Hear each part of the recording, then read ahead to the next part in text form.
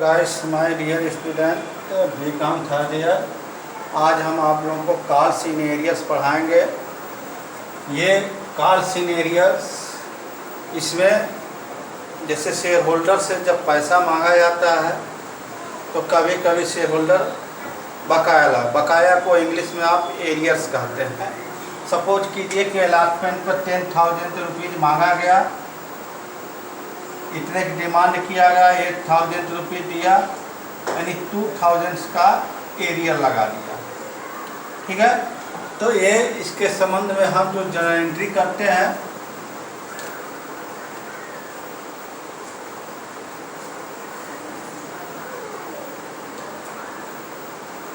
पहला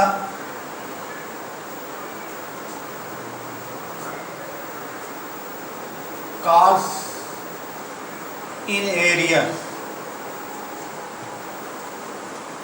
on allotment. Suppose कीजिए कि अलॉटमेंट पर वो पैसा नहीं दे रहा है, तो bank account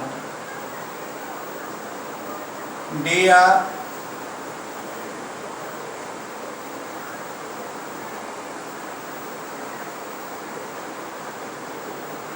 calls in arrears account दिया तो शेयर अलॉटमेंट अकाउंट। इसने अलॉटमेंट पैसा नहीं दिया। सेकंड है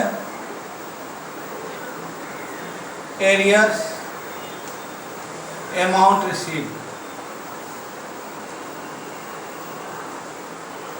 अगर एरिया से अमाउंट रिसीव होती है तो क्या एंट्री करते हैं? Bank account DR to calls in arrears account. देखिए, इसका लेखा आवश्यक नहीं होता है, लेकिन अगर आप रखना चाहते हैं, एरियर्स का अकाउंट ओपन करना चाहते हैं, तो आप लेखा रख सकते हैं। लेखा रखेंगे तो ये मान लीजिए अलॉटमेंट के साथ हो या फर्स्ट कॉल के साथ हो, तो कॉल्स इन एरियर्स अकाउंट या टू शेयर फर्स्ट कॉल या अलॉटमेंट अकाउंट या फाइनल का जो भी जिसके साथ होगा वो उसका नाम लिख देते हैं।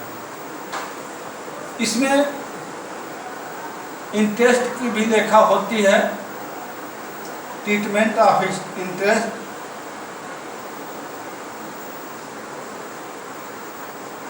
Interest company act 2013 table F के अंतर्गत 10% इंटरेस्ट की व्यवस्था की गई है। तो सबसे पहले इसमें इंटरेस्ट ड्यू होता है और ये इंटरेस्ट शेयर होल्डर देता है कंपनी को। तो शेयर होल्डर अकाउंट दिया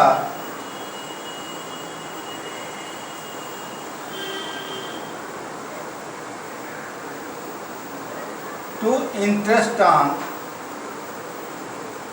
calls in arrears account। फिर जब शेयर होल्डर से प्राप्त होता है इंटरेस्ट रिसीव, जब रिसीव होगा तो बैंक अकाउंट दिया टू शेयर होल्डर अकाउंट, और उसके बाद balance of interest on calls in arrear transfer to PL account. PL account में ट्रांसफ़र करते हैं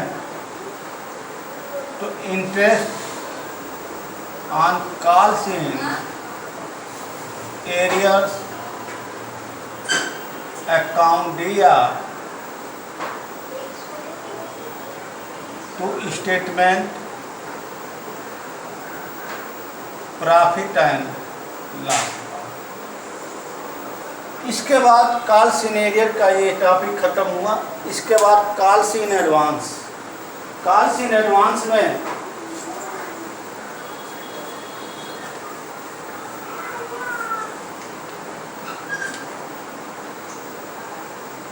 कॉल्स इन एडवांस, अग्रिम याचना।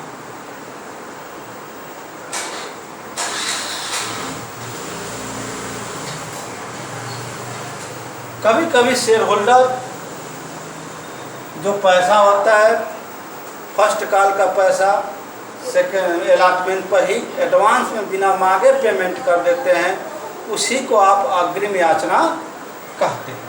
अब अग्रिम याचना की एंट्री कैसे करते हैं? General entry.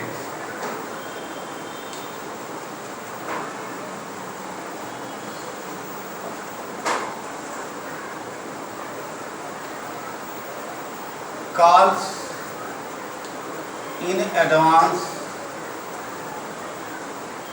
amount received on allotment। Suppose कीजिए अलॉटमेंट पर रिसीव होता है तो बैंक अकाउंट दिया to share allotment account to calls in advance account।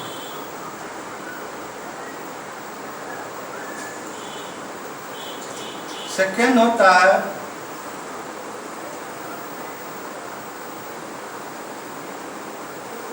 Adjustment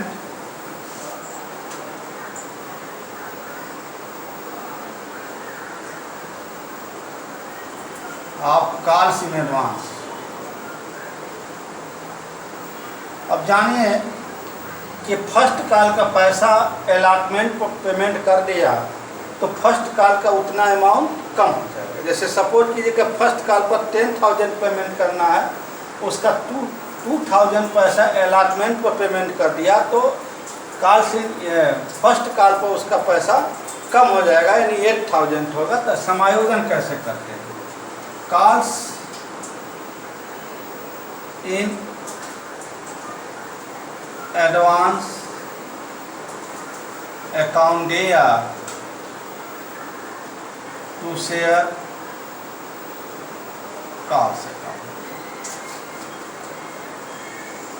इस पर भी इंटरेस्ट की व्यवस्था की गई है।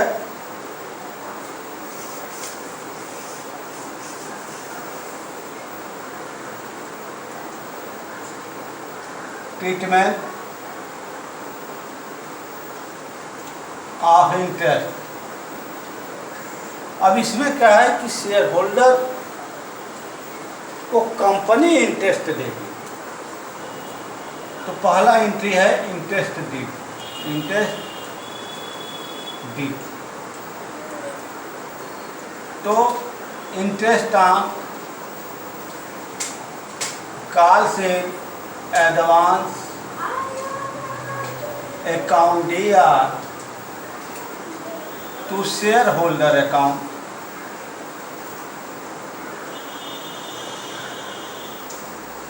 सेकेंड टॉपिक है इंटरेस्ट रिसीव।